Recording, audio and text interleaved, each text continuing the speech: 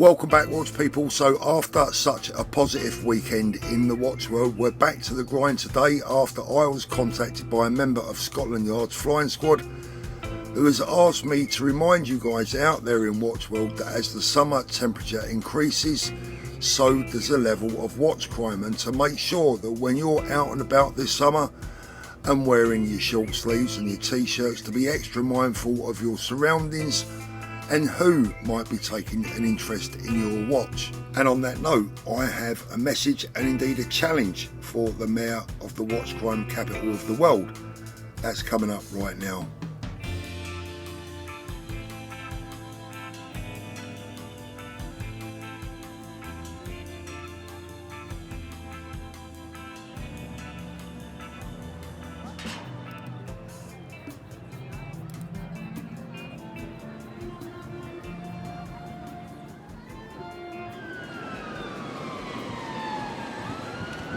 So this morning I have officially applied for an interview with the Mayor of London, Mr. Sadiq Khan, under whose watch our capital city has without question become one of the world's watch crime hotspots, and is a place during his tenure has seen a whopping 178,708 recorded street robberies, and those are just the ones that we know about, which means the stark reality is a figure that is close to almost twice that size is probably more accurate. My questions for Mr. Khan are as follows. Firstly, is the Mayor aware of the level of luxury watch thefts taking place in our capital city?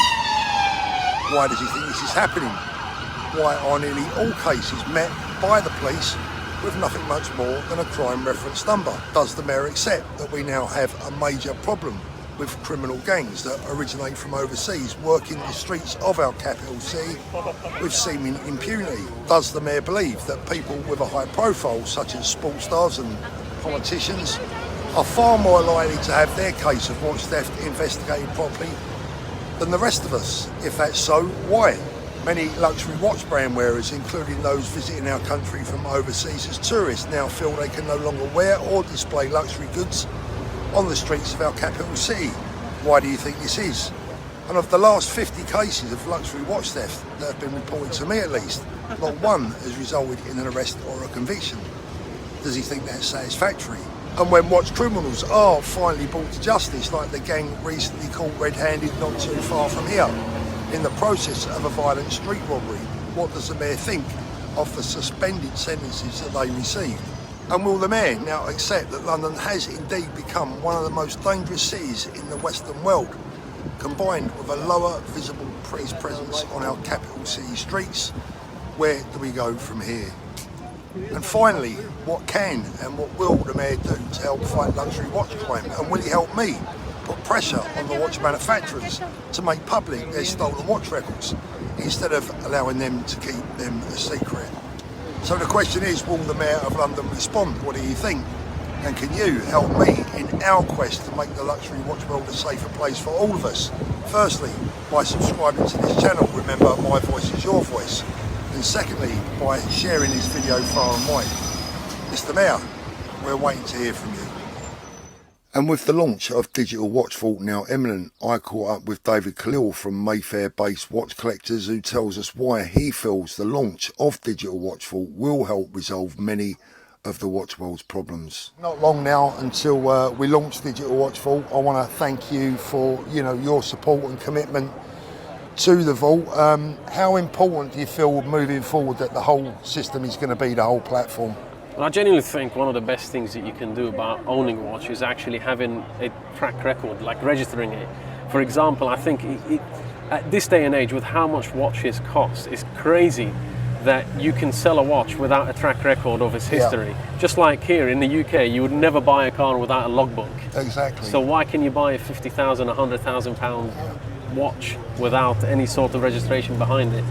The original papers that come from the manufacturer, they're not registration papers. These are just warranty papers that on a lot of the vintage watches, they used to be just thrown in the bin after a year. Yeah, and there's no photographic evidence with the original documents. What we're trying to do, I think the ultimate aim is for Digital Watch Vault to become, hopefully, please God, the world's recognised community-based, if you like, a platform that is almost a governing body, if I can put it that way, that tries to be the eyes and ears of every decent watch dealer and every decent watch owner on the planet. That's the aim, at least. Well, I really hope so, man. I look forward to something like this. I'd be happy, more than happy, to jump on board, like I said. And I think the idea is great.